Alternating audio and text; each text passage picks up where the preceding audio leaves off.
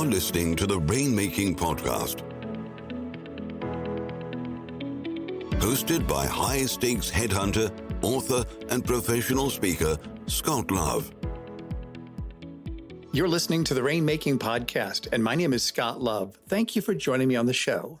This episode is a specific episode for those in the legal industry. The ideas apply to other professional services, but because of the real focus niche of our guest today, I thought it would be appropriate for me to put this on the Sometimes Tuesdays episodes, where we're focusing mostly on the legal industry on Tuesdays. Our guest is Lana Manganiello. She's a law firm growth leader, an attorney business development coach, and also a lateral integration strategist for law firms. Lana has over 15 years of experience in business development, sales management, and professional coaching. She's a recognized leader in elevating legal professionals and their practices. Our topic of discussion today is business development is career development, where she gives ideas, action steps, and other solutions for those listening to the show. When you get a minute, make sure you connect with her on our show notes, where we have all of her contact info and her LinkedIn link. And as always, this show is sponsored by Leopard Solutions Legal Intelligence Suite of Products, Firmscape, and Leopard BI. Push ahead of the pack with the power of Leopard. And now here's my conversation with our guest, Lana Manganiello.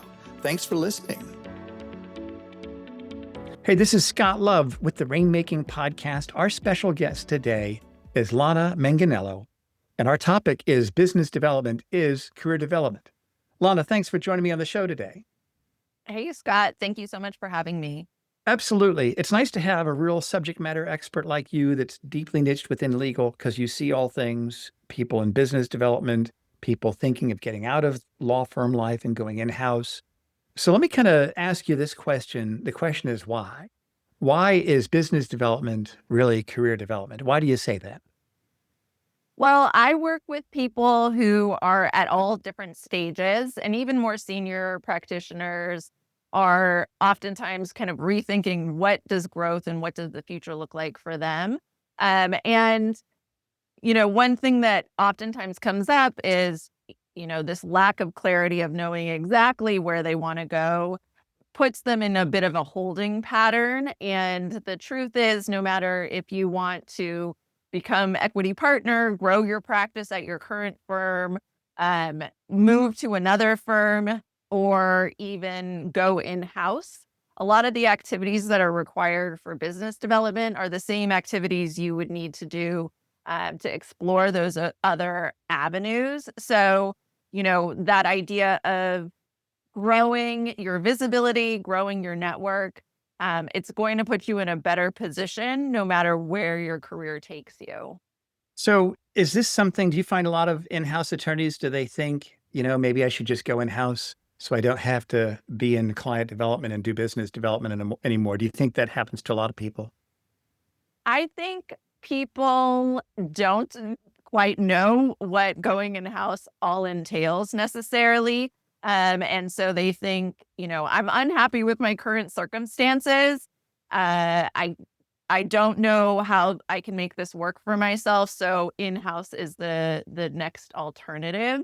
And so that's oftentimes what I see, and find that leveraging business development, starting to build a book, starting to create more autonomy in your own practice and be kind of the person who decides what you're working on and who you're working with, creates more options in your own practice and understanding how you can steer your work and your practice in a way that's more fulfilling. And, going in-house is very different than being in private practice, but it may not be the solution for the things that you're looking to solve. And so, making sure the clients that I work with really understand everything that's available to them is an important piece. Sure. So let's say there's somebody there with the firm, mid-sized firm, doing middle market work. Their book of business, their own clients, maybe it's $500K. It's not a lot. It's not enough to move to another firm that has a minimum threshold of, let's say, $2 million. And they're thinking, if I go in-house, that's okay. I like doing the work as a private practice. How long do you think they can build up that book to $2 million? I mean, what have you seen And I want to kind of get into that a little bit more about how they would do that. But what have you seen in terms of a timeline, people that you've worked with, to where they can really build something up that here's a robust book that they have now. It gives them options. Yeah, I mean, I've seen that happen over the course of a couple of years, depending on what they've already done, what they can leverage in their own organizations. I think a lot of people aren't looking internally enough and seeing, how can they build their book by building internal relationships with their colleagues. And so the timeline is dependent on the person and the priority that they're putting on this. But I think, it can happen in a matter of 2 years. Yeah, sure. So let's say somebody decides, I'm not sure what I want to do. I might want to go in-house at some point. I don't like being here with the small book. I think I'm going to build that book. How do you think that exercise in itself can give them a lot of upside if they stay with their firm? And how can that also give them upside if they decide to go in-house? Yeah. So, I mean, the main things that I'm working with people are visibility that aligns with credibility. So, making sure the marketplace is very much aware of their skills and expertise and when to call on them, being known as the go-to person in a specific area. So obviously that's going to attract business, but it also is going to attract attention from potential organizations that might want to hire you as in-house counsel. And then the other part of that is, relationships. So really being intentional about who you're building and bolstering relationships with in service of this visibility around this expertise that you're really cultivating in the marketplace is going to be helpful in paving the way for new business and also for potential employment, if that is what you're looking for. So balancing those two things of really being intentional about how you're getting your name out in the marketplace and getting credit for the work that you're doing, and then also being thoughtful about real strategic relationships is going to create all of the options, including staying where you are, and kind of leveraging the fact that you have a book. Because a lot of things, I mean, I'm sure you've seen this as well, is once you have the leverage that comes with a substantial book, you can make changes inside of your organization. And then you may ultimately decide to stay where you are. That's right. That's a great way to put that. Have you seen people where they hesitate? Well, I'll get to it later. And they hesitate and then they miss their opportunities. Do you see that a lot? Lawyers procrastinating when it comes to marketing and business development. Yes, I see that constantly. That's going to forever be the struggle. Everybody has to actually do the work that I work with, at least. So that is something that we're always battling. Whether or not they miss the opportunity, I don't think you miss it. I think sometimes people think that they have to be at a certain stage of their practice to start thinking about it. I think that is a huge missed opportunity. I'll talk to people who just made partner and they're like, oh, I need to set up LinkedIn. And I'm like, oh my God. Because it is interesting to switch gears and, relying on a law firm to give you all the information that you need so that you're doing all the right things is a challenge because, you're learning how to do very detailed work where business development and marketing feels peripheral or something that, is going to happen through osmosis. So I think, making sure that you start today is the most important thing. Yeah, that ship isn't going to come in. You got to go out there and find it. You have to make it happen. Right. And so one of the things you mentioned that I want to talk about, you talked about strategic relationships. And I want to get into that in terms of identifying internal ones, external ones. But why with strategic relationships, why is that so important to somebody that's looking to build a book?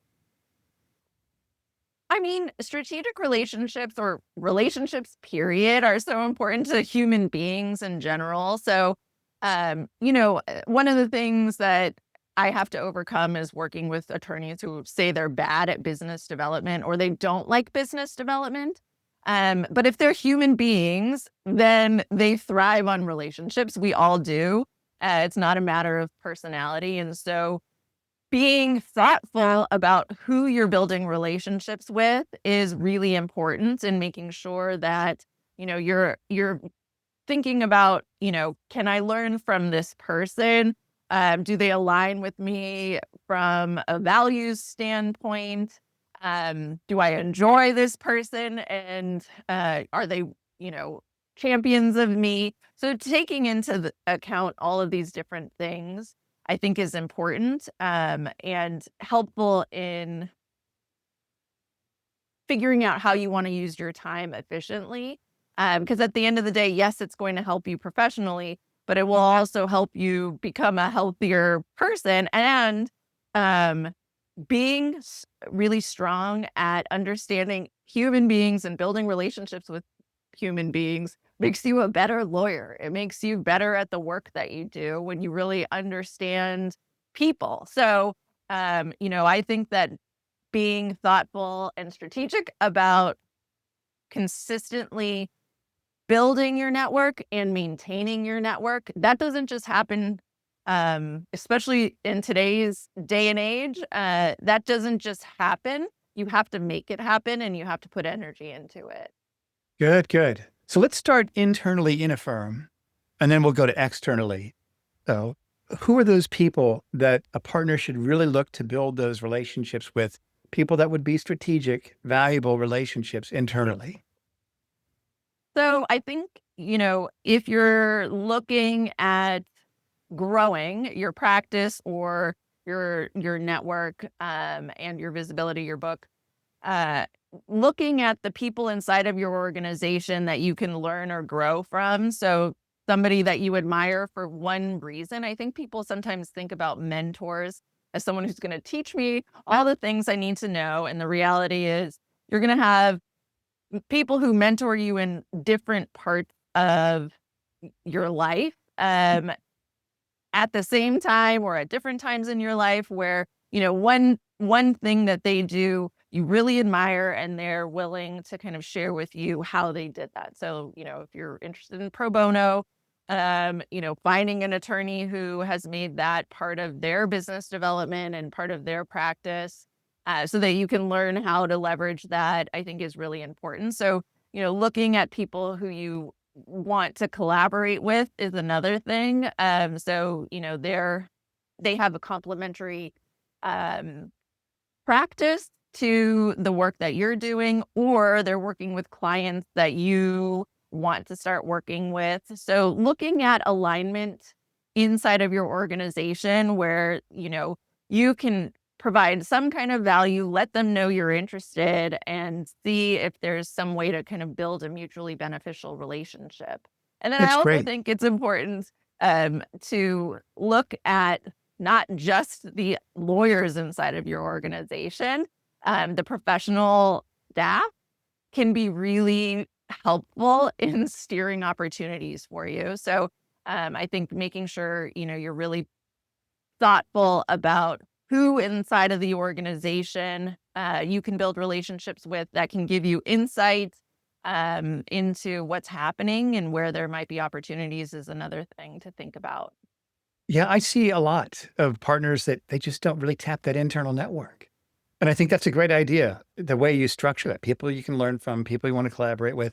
I'd be willing to bet if there's somebody that built a thriving practice, if you reached out to that person, said, "Hey, I want to learn from you. Tell me what you did. Let's just get a half-hour cup of coffee. I want to pick your brain and find out, what did you do to build that? What were the key inflection points? What changed?" Because everything has a reason why it's successful, which is why people like you exist, to teach people these things. So that makes sense.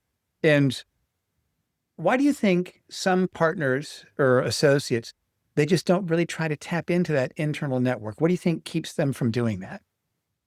Um, I think there's oftentimes a tendency to lean towards like looking externally when we're talking about business development and marketing, outward facing. So that might be a natural inclination. Firms now are, more spread out. And so you may not know who's in your organization. If you haven't had a lot of experience reaching out to people and being, I guess you could say, vulnerable. So putting yourself in a position where they may say no. I find this with some of my more junior attorneys that they're a little bit nervous about what the outcome might be. So then they're hesitant, and then so much time goes by, it's almost awkward. Where like, I've been at this firm for 7 years. Won't it be weird if I'm all of a sudden reaching out to this person? And the answer is no, it's not weird. And flattery and enthusiasm are so important right now. I so seldom hear from senior partners like, oh my gosh, this person is such a pain because they're always wanting my time to give them advice or any of that. So I often hear from them like, oh, the associates don't care and are not interested. And I'm like, well, that's not true either. So really just leaning into, the flattery piece. So letting someone know like, oh, I'm noticing this about you and your practice and I admire it. And telling them like, I would love to learn more about you and trying to bring some value to the conversation beyond, what can you do for me, but looking at like, what is something you can do for them right now in their practice. I find that is always very well received and creates a lot of value for the person asking. Absolutely right. And I think that that's an area, just like you said, it's really untapped in a lot of ways. I think some partners, when they come into a firm, because I've seen a lot of integration plans and a lot of them are really good, where they go through, introduce you to these people, et cetera, and it goes on for so many months and then there's nothing. I think if people think, just like you said, Lana, your internal network, who are those strategic relationships internally among associates and staff? And I bet the staff one, they might not have thought about that. Whoever the pricing specialist is, even the conflicts people, they can learn a lot from that, right? I think that there's just no end to what people can learn in anything, especially business development. And if they just said, here's my plan, and probably about 30% of that is going to be internally, and know, like, and trust, like, and trust, they all know, like, and trust you because you're on their team. You've got pretty good odds of getting something cooking internally because you're on their team. You wear the same jersey as they do on the team. So let me ask you about external relationships. Who do you think those strategic relationships are externally that attorneys should think about in terms of developing their book of business and their network? Yeah, so and the way that I work with clients is usually start with how do you want to be known in the marketplace and what work are you trying to attract? And so getting super clear on like what clients are those? So coming up with a list of potential clients, current clients, and then being clear on who has the greatest opportunity to refer this kind of work to you or to hire you for this kind of work. So it's very practice specific. And I also want them to think about, their own personal preferences. So, there's lots of ways to get into an organization and get hired for work. What is the way that aligns most with you and the way you like to work with people? Is it going through the C-level suite? So, you're more entrepreneurial, you may be more working with executives, or is it with in-house counsel? Or it could be lots of other things because there's lots of practices, but being really thoughtful about, what is my best entry into this? Is it working with financial professionals? So do I really need to get involved in the CPA community and be known as the go-to person for people working with this category of clients? So that's, a kind of a framework around where do we need to raise visibility and what relationships are most likely to result in business.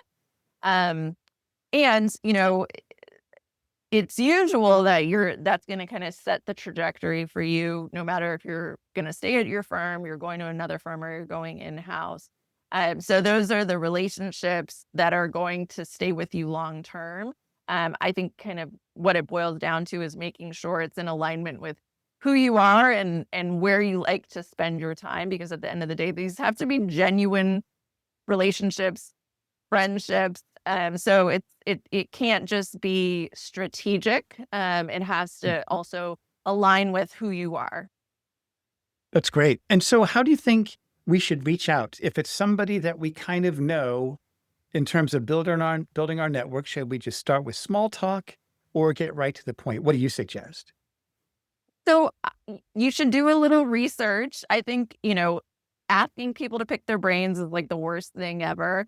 Really letting someone know why you're interested in meeting and letting them know that you've already done some research into why this would be mutually beneficial. I think, flattery again is always going to go really far, letting people know that you appreciate and admire something about them. And then, making the ask, making it easy, depending on who it is and how you can connect to kind of start the relationship. That's great. I know that we've really kind of just scratched the surface of all this, but we're running out of time here. And I'd love to have you back on the show to talk about other things related to client development, which I know you've got a wealth of knowledge. But if we could kind of summarize this in 3 action steps for people to really get started getting into business development so they have better options, what do you think those 3 action steps would be?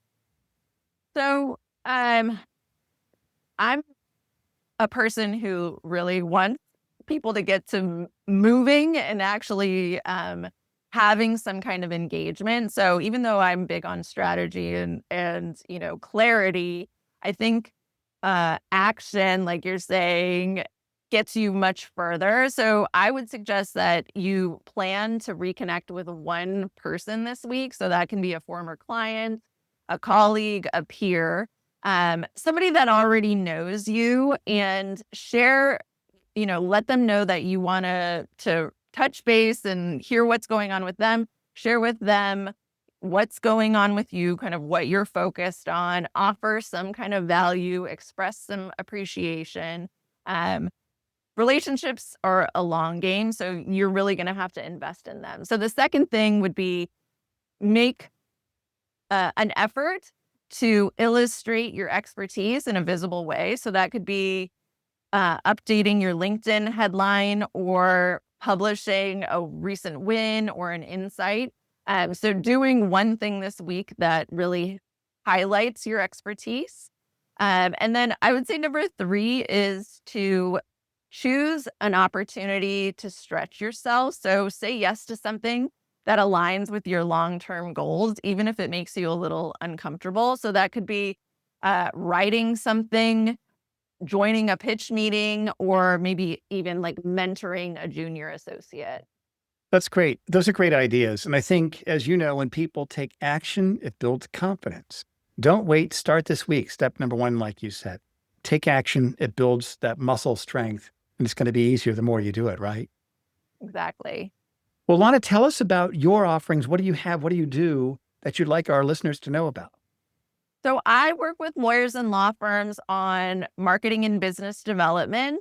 Most of the time, I'm working with attorneys on training and one-on-one coaching to help them identify exactly where they want to take their practice, and then how to execute that, and really build something that's fulfilling for them. So training and coaching on business development and marketing is really how I spend most of my days.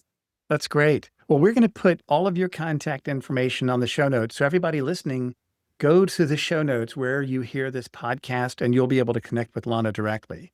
Lana, thanks for being here on the show. And I'd love to have you back on as a guest in the future. Thanks so much, Scott. This has been a pleasure. Thank you for listening to the Rainmaking Podcast. For more information about our recruiting services for international law firms, visit our website at attorneysearchgroup.com. To inquire about having Scott speak at your next convention, conference, sales meeting, or executive retreat, visit the Rainmaking Podcast.com.